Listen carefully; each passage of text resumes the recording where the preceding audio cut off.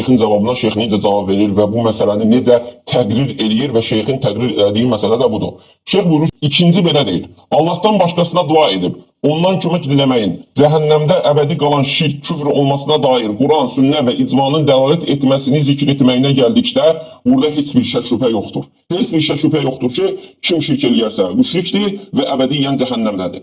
Amma cahil Yahudi və Nasranilərlə, eləcə də Peyğəmbər sallallahu aleyhi və səlləmə iman gətirməyən və onu təsdiqləməyən bütün kafirlər ilə cahil olduqları halda Peyğəmbər sallallahu aleyhi və səlləmə iman gətirib, onun hər dediyini təsdiqləyən və ona itaat etməyə qəbul edən, sonra isə ondan, Allahdan başqasına dua və Allaha şərik qoşmaq kimi əməllər baş verən, hansı ki o heç bilmir və hiss etmir ki bu şirkdir, əksinə o elə zənn edir ki, bu dua etdiyi şəxsi əzəmətləndirməkdir, ona təzimdir və belə etmək ona əmr olunmuşdur.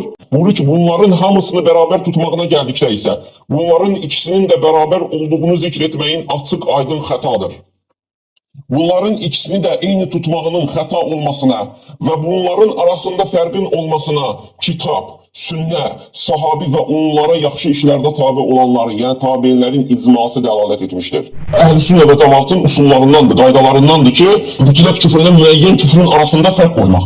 Deyilir ki, kim onu etiqad edir və yaxud əməl edərsə o kafirdir, bunu deməliyik. Lakin bəzi şəxslərdə bunun küfür və şirk olduğunu bilmədiyinə görə onu təkfir etməyə mane olduğu üçün bu sözün küfür olmasına şək etməsək belə, həmin şəxsdə bu mane olduğu üçün bizə onun özünə kafir hökmü verməkdən dayanmaq vacibdir. Çünki şəri hökm yalnız şərtlər yerinə yetirib maneələr ortadan qalxdıqdan sonra tətbiq olunur. Sonra buyurur ki, şeyx, səhabi və tabinlərin bidətlərə qarşı əməli, müamiləsi də bu qayda üzərində olub. Onların zamanında zuhur edən xavaric, mütəzilə, qədərlərin və başqalarının bidəti kimi olan bidətlər Quran və sünnənin dəlillərinin rəddini, yalanlanmasını, yəni təksibini və təhrifini özündə şamil edirdi ki, bu da küfürdür. Bütün bu bidətlər hamısı küfrü şamil edir özündə. Küfrü gərəkdirirdi.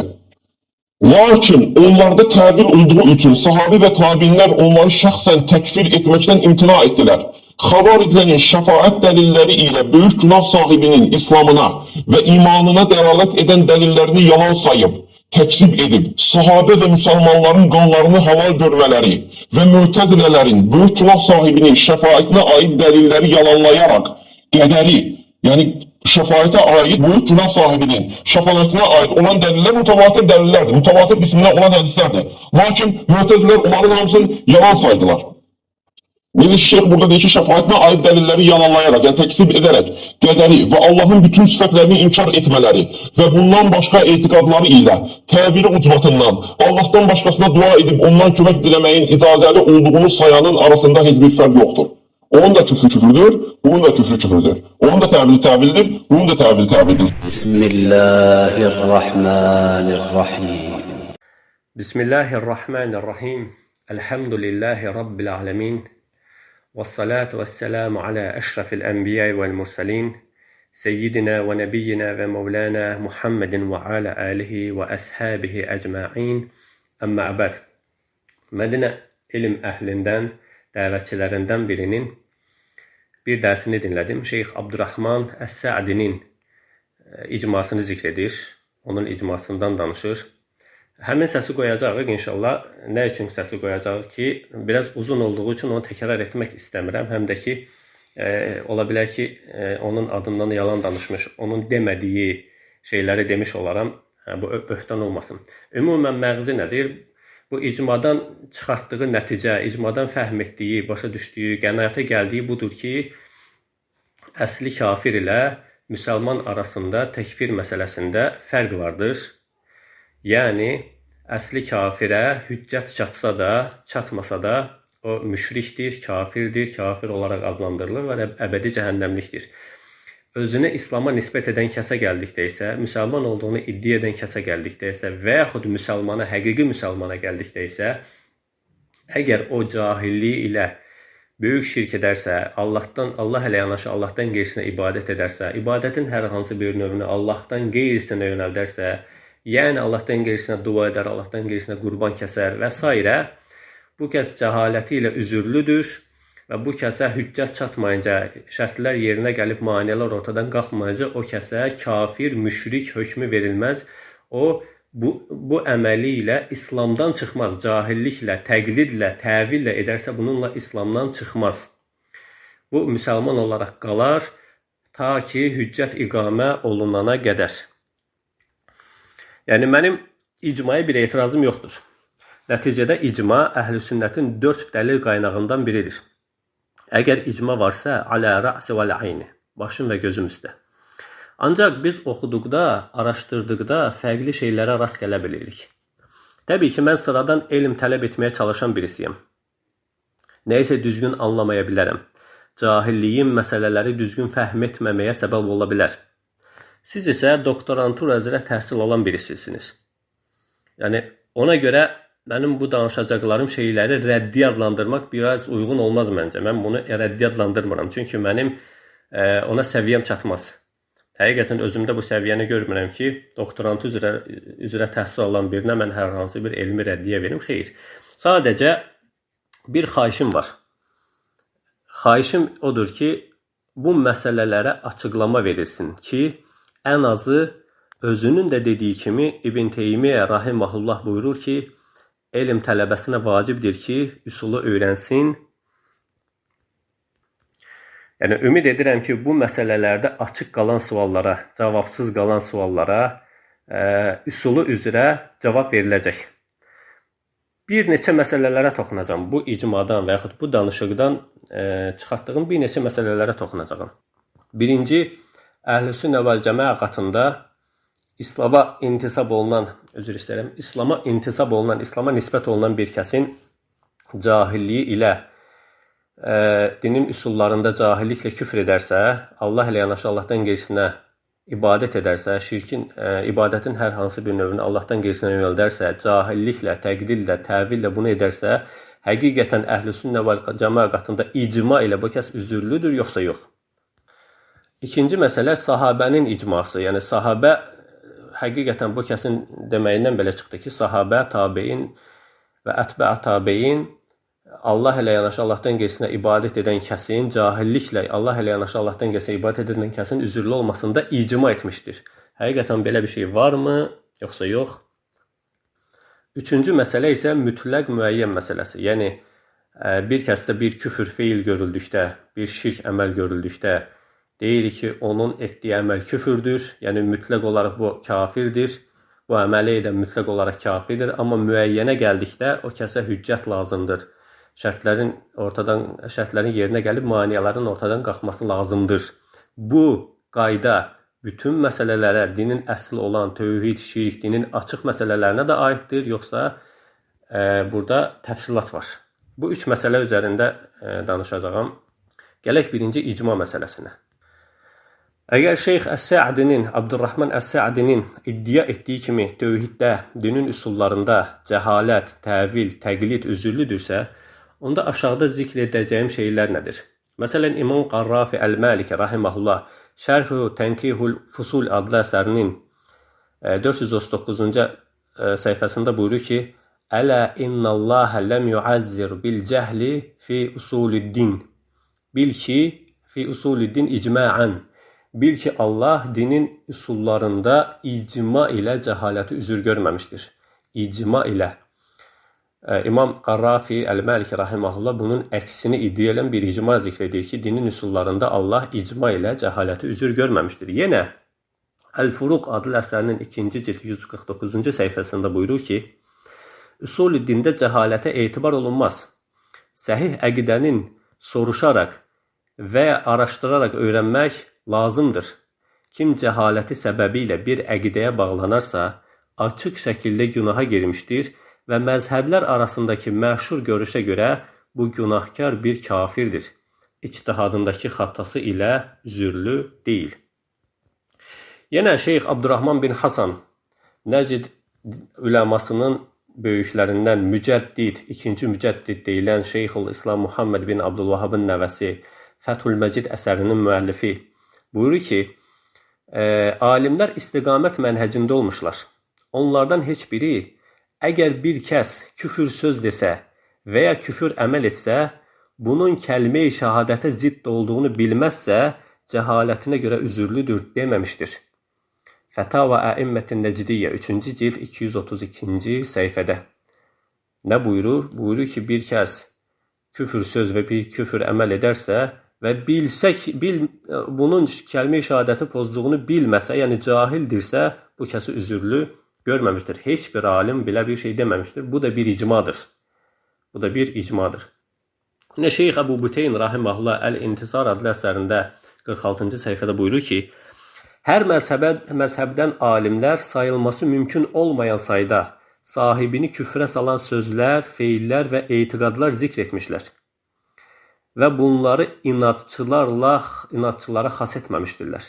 Şübhəsiz ki, təvil, ictihad, xəta, təqlid və ya cahil olaraq küfr edənin üzürlü olduğunu deyən kəslər kitaba, sünnətə və icmaya müxalifət etmişdir. Şeyx Əbu Büteyn Nəcid diyarının müftisi, böyük alləmə hətta deyir ki, cahilliklə, təqlidlə, xəta ilə küfr edən kəsin üzürlü olduğunu deyən kəs kitaba, sünnətə və icmaya müxalifət etmişdir. Yəni bu da üçüncü bir icmadır.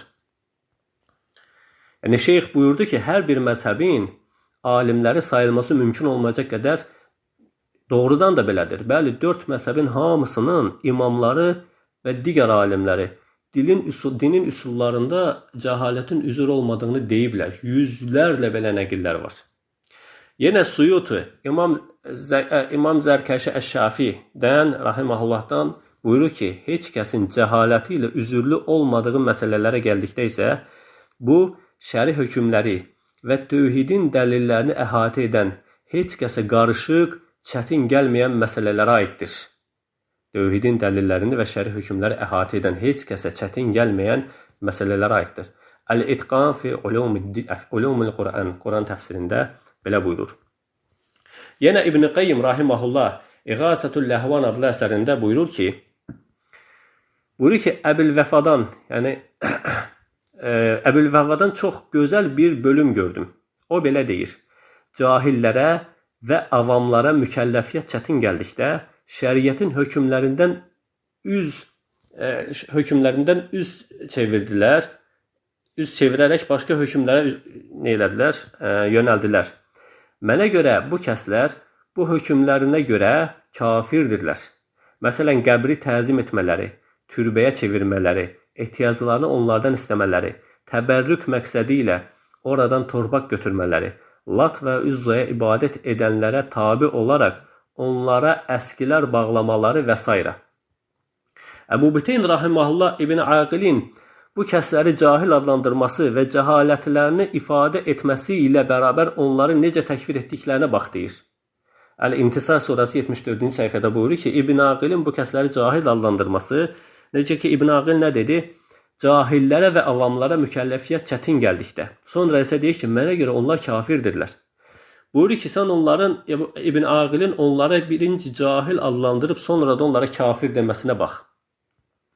Bundan daha maraqlısı isə qardaşlar, Əbu Büteyn rahimehullahın özlərini İslama nisbət edib şirk edənləri, üzürlü görənləri zəlalət əhli sapıq adlandırmasıdır. Baxın, Şeyx Əbu Büteyn rahimehullah Əd-Dürər-Səniyyə 10-cu cild 405-ci səhifədə buyurur ki, Fənəqulu, biz deyirik ki, Kullu mən fəaləl yevmə zəlikə ində həzihil məşahid fəhəvə müşrikun kafirun bilə şəkkin bidələlətil kitab və sünnət və icmə. Biz deyirik ki, bugün məşhədlərdə, qəbirlərdə bu əməlləri edənlər, bu şirk feilləri edənlər, kitabın, sünnətin və icmanın dəlilləri ilə müşrik kafirlərdir. Və nəhnu na'lamu ənə mən fəalə zəlikə mimmən yəntəsibu iləl-İslam. Və biz bilirik ki, bugün bunu edənlər özlərini İslama nisbət edən kəslərdir, İslama nisbət olunan kəslərdir. Ənəhu ləm yuqihum fi zəlikə illəl-cəhl. Onlar bunu yalnız cahillik səbəbi ilə edirlər. Onların bu əməlləri etməsinin yeganə səbəbi yalnız nədir? Cahillikləridir. وَلَوْ عَلِمُوا أَنَّ ذَلِكَ يُبَاعِدُ عَنِ اللَّهِ غَايَةَ الْإِبْعَادِ وَأَنَّهُ مِنَ الشِّرْكِ الَّذِي حَرَّمَهُ اللَّهُ لَمَا أَقْدَمُوا عَلَيْهِ. Əgər onlar bunun Allahdan uzaqlaşdıran bir əməl olduğunu və Allahın haram etdiyi şirk əməl olduğunu bilsəydilər, əsla və əsla bu əməli etməzdilər, bunu etməyə qalxmazdılar. Fəkəffərəhum cəmi'ul uləməi və ləm yu'zirhum bil cəhl.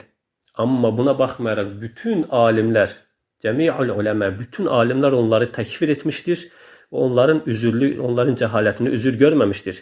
Kəmə yəqulu ba'dud dallin innə həuləi mə'zurun ləənnəhum cühəl. Necə ki, bəzi dallin, bəzi zəlalət əhli deyir ki, onlar üzürlüdürlər, çünki onlar cahildirlər. Və həzə qavlun aləllahi bi qeyri ilim. Bu, Allah adından elimsizcə danışmaqdır.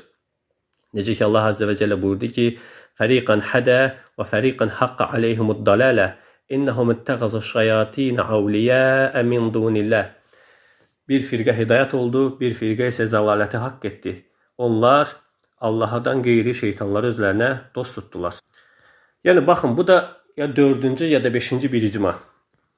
Burada bəzi ziddiyyətlər ortaya çıxır.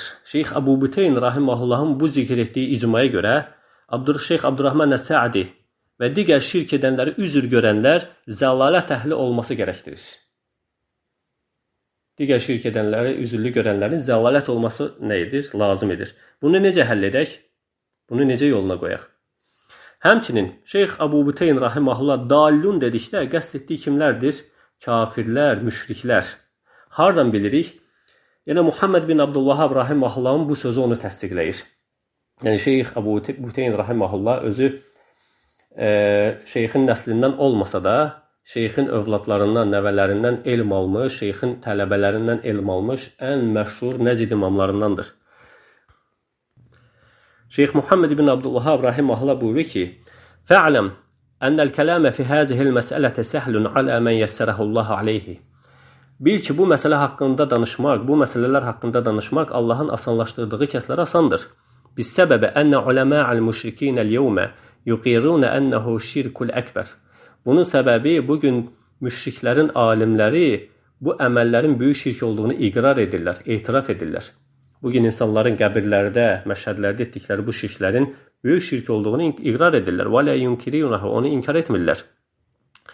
Fəəksər əhvalihim yuqirunə ənəhu şirkul əkbər. Onların əksəriyyətinin halı odur ki, bu alimlər, onlar bu əməllərin böyük şirk olduğunu iqrar edirlər.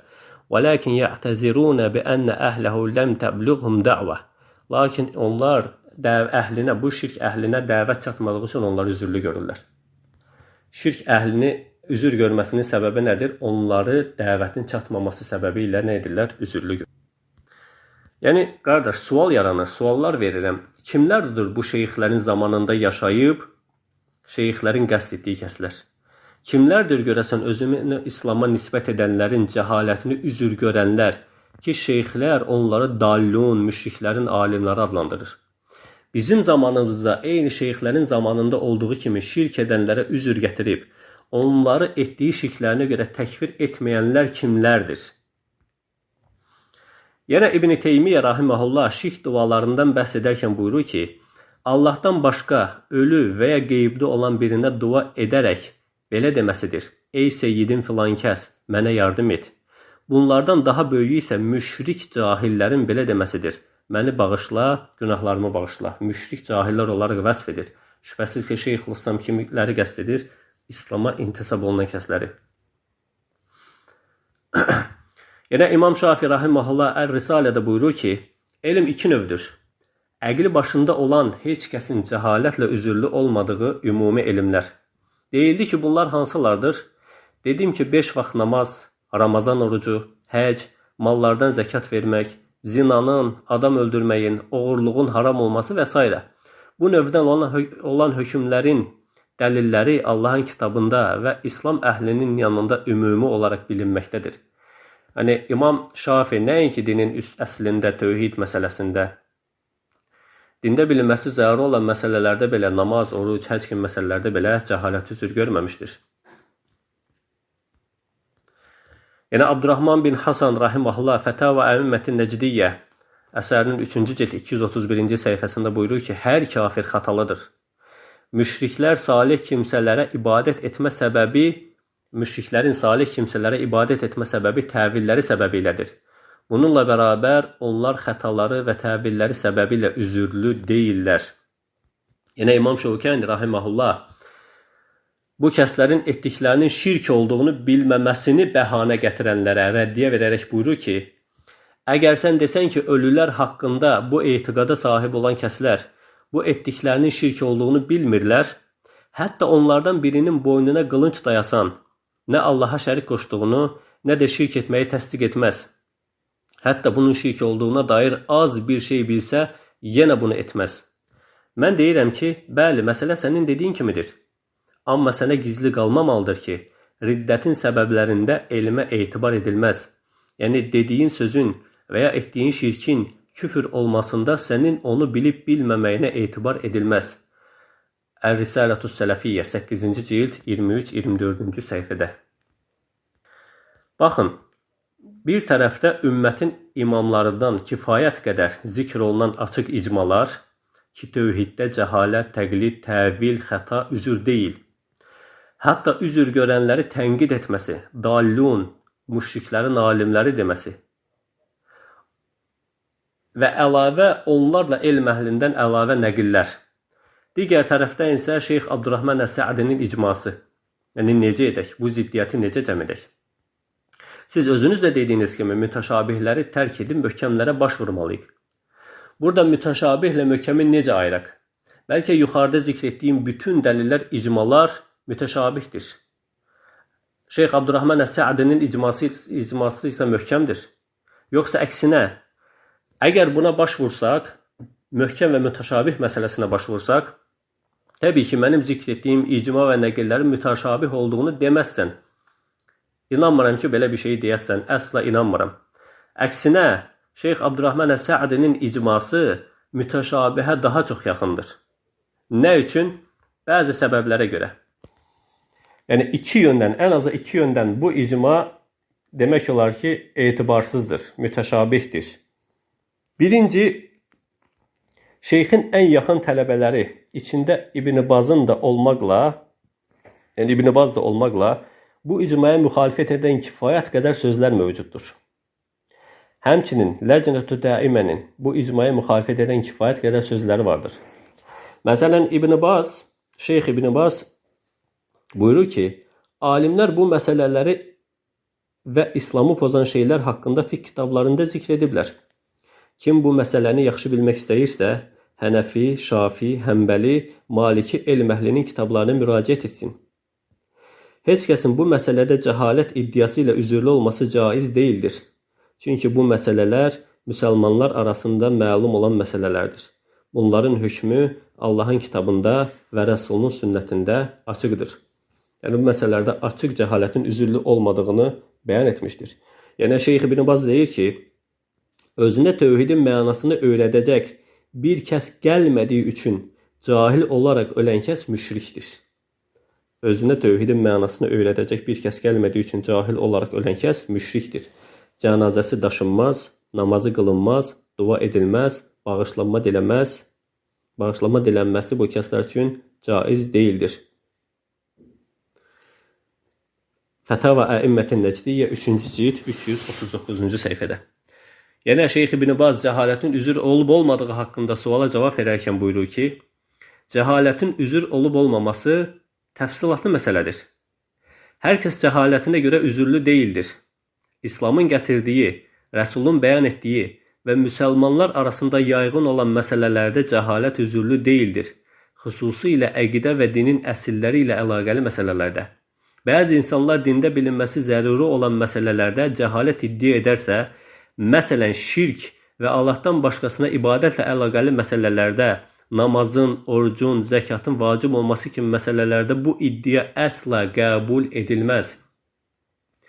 Eyni şəkildə dinlə istehza etmə, dini söymə və s. bu qəbildəndir. Bunların hamısı böyük küfür və edənin cəhalətlə üzürlü olmadığı məsələlərdəndir.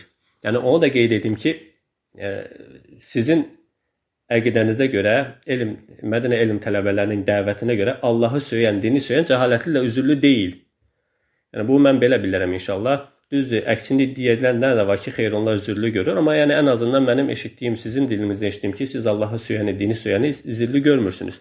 Amma Allaha şərik qoşanı üzürlü görürsünüz. Amma Şeyx buyurur ki, Şeyx İbn Baz buyurur ki, Xüsusilə əqidə və dinin əsilləri ilə əlaqəli məsələlərdə nə deyir? Bəzi insanlar dində bilinməsi zəruri olan məsələlərdə cəhalət iddia edərsə, məsələn, şirk və Allahdan başqasına ibadətlə əlaqəli məsələlərdə, namazın, orucun, zəkatın vacib olması kimi məsələlərdə bu iddia əsla qəbul edilməz. Eyni şəkildə din ilə istehza etmə, dini söymə və s. bu qəbildəndir. Yəni, bunların arasında heç bir fərq yoxdur. Bunların hamısı böyük küfürdür və edənin cəhalətlə üzürlü olmadığı məsələlərdəndir. Amma İslamdan uzaq bir bölgədə müsəlmanların olmadığı, Afrikanın ucqar nöqtələrində olan kəslər üçün cəhalət qəbul edilə bilər. Əgər bu hal üzərə ölərsə, Allaha qalmışdır. Hökmü fətrət əhlinin hökmü kimidir. Fətrət əhli də kimdir? O dünyada icma ilə kafirdir. Müsəlmanların arasında yaşayıb şirk edən və vaciblərdən birini inkar edən kəs cəhaləti ilə üzürlü deyil. Fətava və Təbbihət 239-cu səhifə. Yenə ləcnənin fətvasına baxaq. Ona verilən sualda buyurur ki, deyilir ki, Peyğəmbərimiz sallallahu əleyhi və səlləm Peyğəmbərimiz Muhammed sallallahu əleyhi və səlləmin gətirdiyi şəriətə iman edən hər kəs bundan sonra bir vəli, bir qəbir sahibinə səcdə edərsə, səcdəsi əsnasında kəlmə-i şəhadəti desə belə, bir kafir, İslam dinindən irtad edən mürtəd və ibadətdə Allaha ortaq qoşan müşrik olaraq qəbul edilir. Bunun səbəbi Allahdan başqasına səcdə etməklə dediyi şəhadət kəlməsini pozmasıdır. Lakin bəzən cəhalətlə üzürlü ola bilər. Buna diqqət edin, qardaşlar. Lakin bəzən cəhalətlə üzürlü ola bilər. Bu halda ona izah edilər və hüccət iqamə edənə qədər hökm tətbiq olunmaz. Üzürünü ortadan qaldırmaq üçün 3 gün möhlət verilir. Əgər hüccətdən sonra Allahdan başqasına səcdəyə davam edərsə, riddətinə hökm verilir və öldürülür. Arxasınca buyurur ki, bəyan və hüccətin iqaməsi ona cəza verməzdən əvvəl üzürün qaldırılması üçündür. Yoxsa bəyandan sonra kafir olaraq adlandırılması üçün deyil. Onsuz da bu kəs Allahdan başqasına səcdə və ya qurban kəsməsi səbəbilə əvvəlcədən kafir olaraq adlandırılır. Fətava Əl-Ləcnətü Daimə 1-ci cild 220-ci səhifədə. Yəni, deyildiyi kimi, onlara kafir, müşrik ismi, hüccət məsələsi nə zaman verilir, nə üçün verilir? Onlara cəzanın tətbiq edilib edilməməsi üçün. Amma ismə gəldikdə isə, onlara kafir, müşrik isim verildikdə isə bu nədir? Bunun üçün hüccətə ehtiyac yoxdur. Yəni, baxın, əgər Şeyx Abdurrahman Əs-Sə'dinin icmasında sizin başa düşdüyünüz kimi şirk edənin üzürlü olub müsəlman olaraq qaldığı, İslamdan çıxmadığı qəsd olunursa, bu icmaya öz tələbələri və cinlərcinə müxalifət etmişdir. Bundan əvvəldən Nəcd alimlərinin və onlardan əvvəlki elm əhlinin bu icmaya müxalif sözləri və hətta əksini iddia edən icmalar zikr etmələri Şeyx Abdurrahman Əs-Sə'dinin icmasının ya mütəşabih, ya da əslində belə bir icmanın olmadığını, ya da sizin bu icmadan fəhm etdiyinizin batil olduğunu göstərir. Məncə, mütəşabih olduğunu deməyimiz və ya sizin bu icmadan doğru fəhm etmədiyiniz deməyimiz daha doğru olar, daha uyğun olar. Çünki bu boyda alimin, sizin də dediyiniz kimi, şeyxlərin şeyxinin özündən belə bir icma uydurması, bu boyda dəlillərə, icmalara müxalifət edən bir icma deməsi, yəni inandırıcı deyil. Mən inanmıram belə bir şeyə. İkinci, yəni bu dediyim birinci yöndən. İkinci, Şeyx Abdurrahman Əs-Sə'di burada Allaha şirk qoşan, Allahdan başqasına dua edən kəslə qədəriyyə, müətəzilə, xavaric məsələsini qiyas edərək sahabə tabiindən icma iddia edir.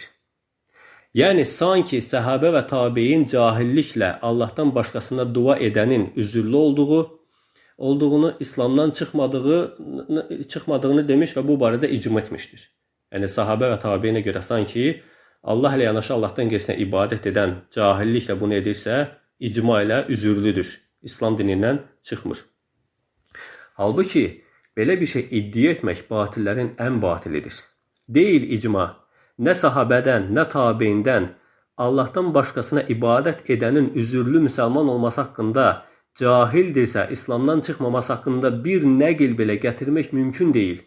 Nə üçün? Çünki onların zamanında zaten ümmətdə şirk varid olmamışdır. Onların zamanında Allah ilə yanaşı Allahdan qeyrisinə ibadət edib İslama intisab olunan bir nəfər belə yox idi. Elə bir adam olmayıb ki, o kəs Allah ilə yanaşı Allahdan qeyrisinə ibadət edirdi və özünü İslam'a intisab edirdi. Belə bir şey mümkün deyildi, olmay belə bir şey. Necə ki, İbn-i Teymiyyə rahiməhullah buyurur ki, bu ümmətdə şirk ilk 3 əsrdən sonra ortaya çıxmışdır. İbn Teymiyyə rahiməhullah buyurur ki, səhabə, tabein və ətbə tabein zamanında necə ki, İmam Malikin, Əbu Hanifenin və başqalarının zamanında İslam diyarlarında qəbirləri məscid etmək yox idi. Qəbirlərə tərəf namaz qılmaq və qəbirlərə, məşhədlərə səfər etmək yox idi. Həqiqətən qəbirləri, məşhədləri məscid etmək və onlara səfər etmək üçün 3 xeyrin nəslinin dövründən səfərə etmək 3 xeyrin nəslinin dövründən sonra ortaya çıxmışdır. Qəbirlərin yanında Allaha dua edilməz. Hətta orada Allaha dua qəsd olunsa belə bu bir bidətdir. Qaldı ki, qəbirlərin başında qəbir sahibinin özünə dua etmək necə olsun? Hansı ki, qəbirlərin başında belə deyirlər, mən səninlə şəfaət istəyirəm, necə ki, bunu nəsranilər edir. Yəni, göründüyü kimi, qardaşlar, belə bir şeyin, sahabədən belə bir icmanın gəlməsi, tabiindən belə bir icmanın gəlməsi mümkün deyil. Sahabələrin zamanında xavaricilər var idi mi? Bəli, var idi. Onların zamanında qədərilər var idi mi? Bəli, qədərilər də ortaya çıxmışdı. Bu, onların təkfir olunmaması haqqında sahabə və tabiindən icma var deyilərsə, biz buna bir şey demərik. Halbuki, yenə əvvəlki alimlərin nəqilləri onu göstərir ki, Allahdan başqasına ibadət edən kəsin küfrü ilə xavaric və qədərilərin küfrünü qiyas edib eyniləşdirmək batildir, doğru deyil. Onların küfürləri ilə, onların Quran naslarının zahirini inkar edən qövülləri, sözləri ilə Allah ilə yanaşı Allahdan qeyrisinə ibadət edənlərin küfrünü eyni görmək, eyniləşdirmək, bir-birinə qiyas etmək batildir. Bu, həmçinin sizin iddia etdiyiniz mütləq və müəyyən məsələsinin düzgün anlaşılmasına da bir işıqdır. Necə ki, siz deyirsiniz ki, əhl-i sünnət bu məsələdə mütləq ilə müəyyən arasında fərq qoyub. Deyib ki, şirk edən ümumən müşrikdir, küfr edən ümumən kafirdir. Amma müəyyənə gəldikdə ona şərtlər ödənməyincə və maniyələr aradan qalxmayınca təkfir nədir? Olunmaz, onu təkfir etmərik. Və bu qaydanı mütləq müəyyən məsələsini, feillə faili bir-birindən ayırma məsələsini dinin bütün məsələlərində ümumiləşdirərək deyirsiniz. Şirk məsələsində də belə deyirsiniz ki, kim qəbrə ibadət edirsə, Allahdan qeyrisinə dua edirsə, ibadət edirsə, deyirik ki, kim bunu edərsə müşrikdir. Amma müəyyən bir kəs onu gördükdə ona şərtləri yerinə gəlməyincə, maniyələr ortadan qalxmayınca ona biz müşrik ismi vermərik. İndi gəlin baxaq ki, həqiqətən sələf belə mi davranıb? Nəcid diyarının uləmalarından məşhur Şeyx Abdullah və Abdüllatif rahiməhullah buyurur. وَأَمَّا الْقَوْلُهُ نَقُولُ بِأَنَّ الْقَوْلَ كُفْرٌ وَلَا نَحْكُمْ بِكُفْرِ الْقَائِلِ فالإطلاق هذا جهل صرف لأن هذه العبارة لا تنطبق إلا على المعين ومسألة تكفير المعين مسألة معروفة إذا قال قولا يكون القول به كفرا فيقال من قال بهذا القول فهو كافر لكن الشخص المعين إذا قال ذلك لا يحكم بكفره حتى تقوم عليه الحجة التي يكفر تاركها وهذا في المسائل الخفية التي قد يخفى دليلها على بعض الناس كما في المسائل القدر والإرجاء ونحو ذلك مما قاله أهل الأهواء. ذكر ذلك شيخ الإسلام ابن تيمية قدس الله روحه في كثير من كتبه وقال هذا إذا كان في المسائل الخفية فقد يقال بعدم التكفير وأما ما يقع منهم في مسائل الظاهرة الجلية وما يعلم من الدين بالضرورة فهذا لا يتوقف في كفر قائله. Buyururlar ki, o ki qaldı biz deyirik ki, bu söz küfürdür, amma deyəni kafir saymırıq ifadəsinə bu cür ümumi yanaşma, bu ibarəyə ümumi yanaşma tamamilə sırf cahillikdir. Çünki bu ifadə yalnız konkret şəxslərə, müəyyən şəxslərə aid olan məsələlərdə tətbiq olunur. Müəyyən şəxsin kafir sayılması tanınmış, məruf bir məsələdir. Əgər bir şəxs küfür sayılan bir söz deyibsə, bu sözə görə kim bu sözü deyərsə o kafirdir deyilə bilər.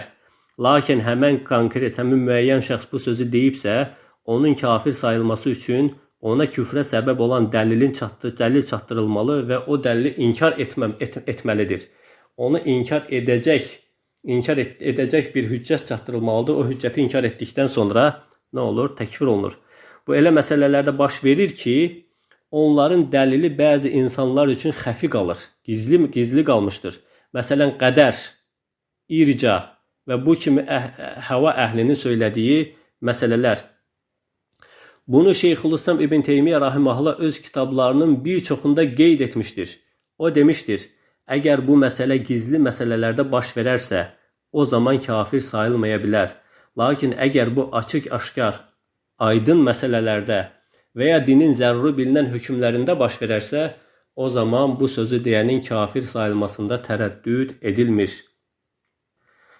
Görüldüyü kimi, Nəcd uləması bu qaydanın mütləq olaraq deyil, yalnız dinin xəfi məsələlərində, irca şübhələri, qədərilərin şübhələri kimi məsələlərdə, xavaricilərin şübhələri kimi məsələlərdə nə etmişlər? Tətbiq etmişlər və bunu Şeyxülislam İbn Teymiyyənin də bu görüşdə olduğunu bəyan etmişlər. Yenə Süleyman bin Sahman rahimehullah buyurur ki,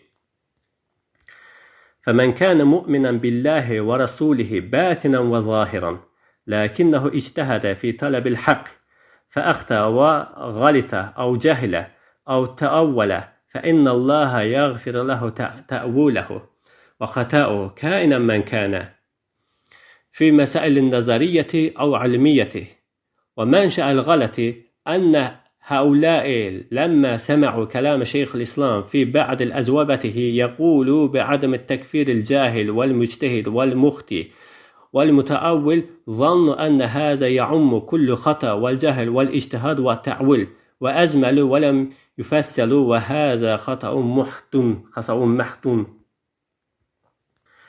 Buyurur ki, kim Allah və onun Rəsuluna zahirən və batinən iman gətiribsə, lakin haqqı axtararkən ictihad edib səhv edibsə, istər yanlış danışsın, istər səhv etsin, istər cahil olsun, istərsə də təvil etsin, Allah onun təvilini və səhvini bağışlayar. Kim olursa olsun, bu istər nəzəri, istər elmi məsələlərdə baş versin. Səhvin səbəbi budur ki, bu insanlar Şeyxülislamın bəzi cavablarında cahili, ictihad edən şəxsi, səhv edən və təvil edən şəxsi kafir saymadığını eşidəndə elə zənn etdilər ki, bu hökm bütün səhvlərə, cahilliyə, ictihada və təvillərə şamil olunur.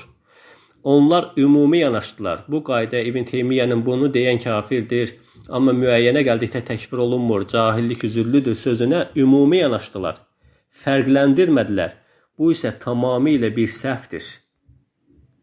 Və arxasınca buyurur ki, فَإِنَّهُ لَيْسَ كُلُّ اجْتِهَادٍ وَخَطَأٍ وَتَأْوِيلٍ يُغْفَرُ لِصَاحِبِهِ وَأَنَّهُ لَا يُكْفَرُ بِذَلِكَ.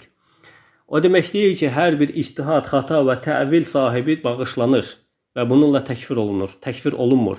فَإِنَّمَا عُلِمَ بِالدَّرُورَةِ مِنَ الدِّينِ الْإِسْلَامِ كَالْإِيمَانِ بِاللّٰهِ وَرَسُولِهِ وَبِمَا جَاءَ بِهِ لَا يُعْذَرُ أَحَدٌ بِالْجَهْلِ بِذَلِكَ. Dində bilinməsi zəruri olan məsələlərdə, yəni Allaha iman kimi, Allaha və onun Rasuluna iman kimi və Allah Resulü sallallahu aleyhi və səlləmin gətirdiyi şeylərə iman kimi məsələlərdə heç kəs cəhaləti ilə üzürlü deyildir. Yenə Şeyx Süleyman bin Sahman rahimehullah Təkfirul Muayyan adlı əsərinin əvvəllərində buyurur ki, Ənət təfriqə beynəl qavli vəl-qail vəl-fi'l vəl-fa'il fi şirkil əkbər bid'atun.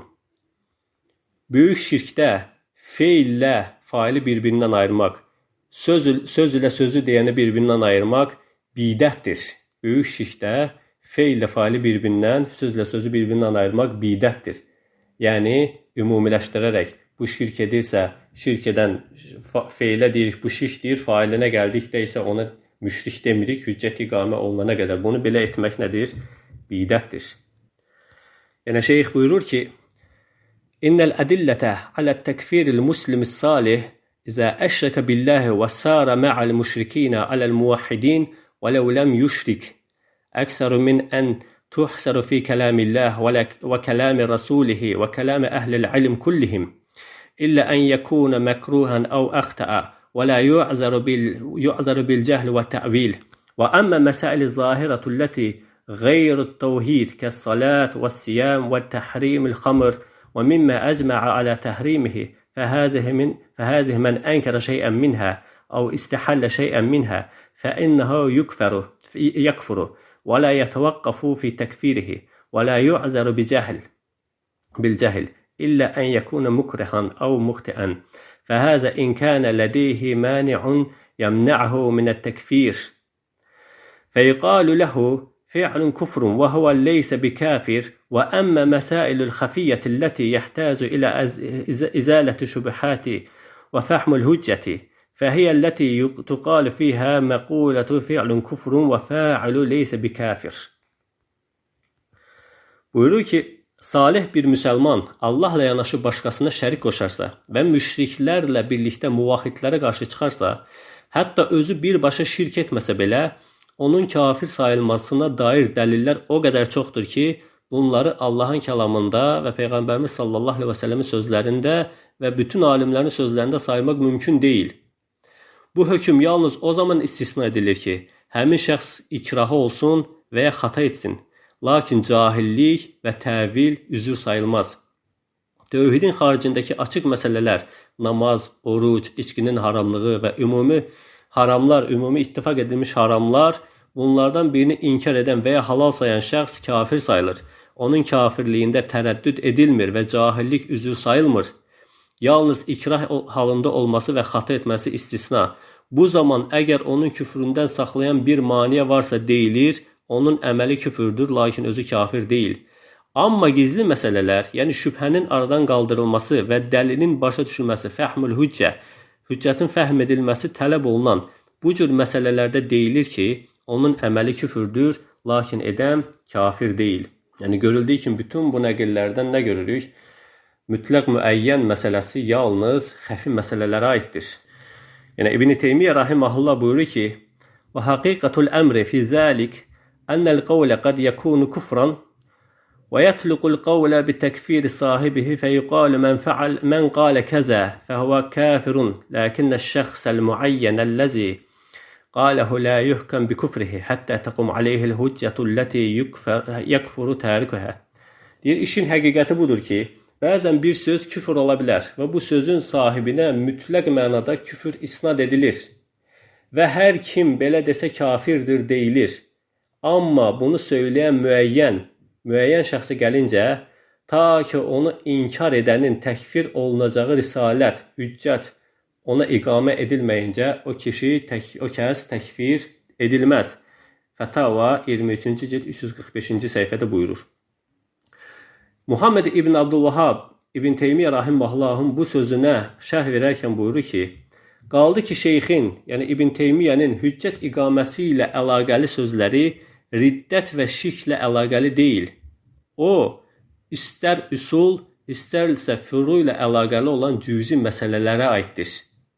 Məlumdur ki, onlar öz kitablarında sifətlərlə əlaqəli məsələləri və ya Quranın məxluq olması və ya istiva və bunlardan başqa məsələlər haqqında sələfin məzhəblərini zikr edərlər. Yəni, Şeyxülislam Muhammed İbn Abdülvahhab da bu kəlmə ilə, bu müəyyən və mütləq sözü ilə nəyə qəsd edir? İbn Teymiyyə rahimehullahın sözünü açıqlayarkən xəfi məsələləri.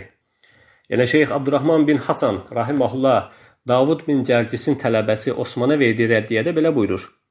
Bu insanın cahilləri azdırmaq üçün, yəni həmin o Davud bin Cərcisin tələbəsinin cahilləri azdırmaq üçün Şeyxülislam İbn Teymiyyə rahimehullahın xəfi məsələlər üçün dediyi sözü dəlil gətirməsidir. Şeyxə görə, hər nə qədər söz küfür olsa da, hüccət iqamə edilənə qədər bu küfür sözü söyləyəni təkfir etməmək lazımdır. Şeyxülislam belə deyir, sifətləri nəf etmək küfürdür. Allahın axirətdə görülməsini inkar etmək küfürdür. Bu mənada olan şeylərin hamısı küfürdür. Onların xətalı olduğunu bəyan edəcək hüccətin iqamə olunması istisna, bu kəsləri müəyyən olaraq təkfir etmək caiz deyildir. Məcmul Fətava 12-ci cild 497-ci səhifə. Şeyx Abdurrahman bin Hasan cavab olaraq deyir ki, Allaha həmd olsun ki, bizim diyarımız bu görüş sahibləri olan bidətçilərdən qıtdır. Bizim insanlarla ixtilafımız Allahın qadağası və əhlinə düşmənçilik göstərməyin vacib olduğu rəsulları göndərib, kitabları nazil etdiyi bütlərə ibadət haqqındadır. Biz rəsulların dəvət etdiyi tövhid və ixlasa dəvət edirik. Onları üluhiyyətdə şirk qoşmaqdan çəkindiririk. Və arxasınca buyurur ki, sən Şeyxülislamın təlbis etməyəcək möhkəm sözünə bax. Şeyx bu görüş sahiblərini zikr etdiyi zaman belə dedi. Bu hal xəfi məsələlərdə olduğu zaman ona hüccət iqamə edilmədən təkfir edilməz. Bu hal nədir? Xəfi məsələlərdə olduğu zaman keçərlidir. Yəni, demək ki, bu söz küfürdür, ancaq bunu deyənə hüccət lazımdır. Təkfir etmək üçün bu hansı məsələlərə aiddir? Xəfi məsələlərə aiddir. Yəni, sözümün xülasəsi nədir, qardaş? Bütün bunların izahatı ehtiyacı var. Bütün bu məsələlərin açıqlanmağa ehtiyacı var. Bir kəs bu əqidəni doğru qəbul edib ki, bəli, bu əqidə doğru əqidədir. Bu, Şeyxülislam İbn Teymiyyənin, İbn Qayyimin, ondan sonra gələn Nəcd alimlərinin və ondan əvvəlki sahabəyə qədər olan bütün üləmanın əqidəsidir ki, bu əqidəni qəbul edib, cəhaləti üzr görmürsə, şirk əhlinə müşrik deyirsə, Allah ilə yanaşı Allahdan qeyrisinə müşrik hökmü verirsə, niyə xavaric olur? Yoxsa Nəcd üləması da digər cəhaləti üzr görməyənlər, İmam Şevkani, İmam Şafi və s. təkfirçidirmi? Ümumiyyətlə, bir kəs İslama giribsə, əsli kafirlə fərq var dedikdə əvvələ qayıtmaq lazımdır. İslam nədir? İslamın tərifi nədir? İnsan İslama şəhadət kəlməsini deməklə girir. Şəhadət nədir? Şəhadət nə zaman qəbul olunur? Yəni, bütün bu bizim iddialarımızın, bütün bu bizim gətirdiyimiz dəlillərin bugünə qədər heç bir cavabı gəlməyib, heç bir cavabı verilməyib. Ona görə də, məsələn, siz bir şey danışacaqsınız, bu barədə bir şey danışacaqsınız, özünüzü Nəcd alimlərinə, Şeyxülislam Muhammed İbn Abdülvahhaba, özünüzü onun nəvələrinə, o dövrün dəvətçilərinə, İbn Teymiyyə, İbn Qayyimə, Şeyx İbn Baza, Şeyx Fovzana nisbət edəcəksiniz. Sanki onların dəvətini, onların mənhəci üzərində olduğunu deyəcəksiniz və biz də bunun əksini deyəcəyik. Həmin alimlərdən sizin iddianızın tam əksinə olan nəqillər gətirəcəyik və belə də davam edəcək. Dinlər insanlar da mütləq ki, şübhəyə düşəcəklər. Şübhəyə düşəcəklər, görəcəklər ki, mütləq burada bir əksiklik var. Yəni, sizin dəvətinizdə bir çatışmamazlıq var. Sizin dəvətinizdə bir yerinə oturmayan şeylər var ki, bəli, görür ki, həqiqətən var. Yəni, bunu inkar etmək mümkün deyil ki, bu yerinə oturmur. Bunun yerinə oturması üçün bu məsələlərə açıqlıq gəlməlidir. Ya qəti olaraq etiraf etməlisiniz ki, bizim dəvətimiz Nəcd alimlərinin, İbn Teymiyyənin, İbn Qayyimin dəvəti deyil. Biz onların dəvətini etmirik, onların dəvətindən bəriyik. Onların bu açıq icmaları, açıq nəqillərindən biz bəriyik. Bəli, onların bu nəqilləri təkfiri gərəkdirir. Onların bu nəqilləri aşırılıqdır, təkfirdir. Onlar nə ediblər? Özünü İslama nisbət edən kəsin, şirk edən kəsin müşrik adlandırmaqla, hüccəti iqamə etmədən müşrik adlandırmaqla onlar təkfirçi olublar. Bunu desəniz, hər şey yerinə oturacaq. Bunu etiraf etsəniz, hər şey yerinə oturacaq. Yəni mən demirəm bu qətiyyən belədir. Ola bilər, indi mən yenə edirəm. Ola bilər bu mənim səhvimdir. Amma mənim araşdırmamdan belə nəticə alınır. Yox, əgər belə deyilsə, bunların, bu nəqillərin arasını cəm etmək, Şeyx Abdurrahman Əs-Səadinin icması ilə mənim zikr etdiklərim şeylərin arasını cəm etmək mümkündürsə, bəli, buyuraq cəm edək. Çünki siz özünüz də yaxşı bilirsiniz ki, dəlillər bir-birinə zid gəldikdə, qarşı-qarşıya gəldikdə əvvəl nə olur? Cəm yoluna gedilir. Bu, xüsusən Mustalahul Hədis elminə aiddir. Ancaq burada da tətbiq etmək olar ki, yəni üz-üzə gəldikdə cəm yoluna gedilir, aralarını cəm edirik. Əgər aralarını cəm etmək mümkün deyilsə, onda tərcih yoluna başvurulur. Əgər cəm edə bilirsinizsə, mən cəm edə bilmədim. Yəni, ola bilər yenə edirəm, mənim buna elmim çatmır. Mən Şeyx Abdurrahman Əs-Səadinin icması ilə və sizin iddia etdiyiniz bu şeylərlə ki, mütləq müəyyən məsələsi, sahabənin icması məsələsi, mənim nəql etdiyim şeylərin, zikirlərin, icmaların, alimlərin sözlərinin mütləq və müəyyən məsələsini alimlər harada tətbiq edib, bunları cəm edə bilmədim. Ya cəm edəcəksinizsə cəm edin, insanlara bunu izah edin ki, burada nədir qəsd olunan, ya da ki, tərcih edin. Üçüncü bir yolu yoxdur. Tərcih edin ki, biz Şeyx Abdurrahman Əs-Səadinin və başqa özümüzə uyğun olan bu nəqilləri götürürük. Əvvəlki dəvət imamlarının, Nəcd aləmasının, İbn Qayyimin, İbn Teymiyyə sözlərini rədd edirik. Sahabələrə qədər gedən bu sözləri biz rədd edirik, qəbul etmirik. Bizim yolumuz budur. Bunu etdiyiniz zaman hər şey yoluna oturacaq. Yenədən doğrusunu Allah bilir. Subhanək Allahumma və bihamdik əşhədu an la ilahe illə əntə əstəğfiruka və etûbu ileyk.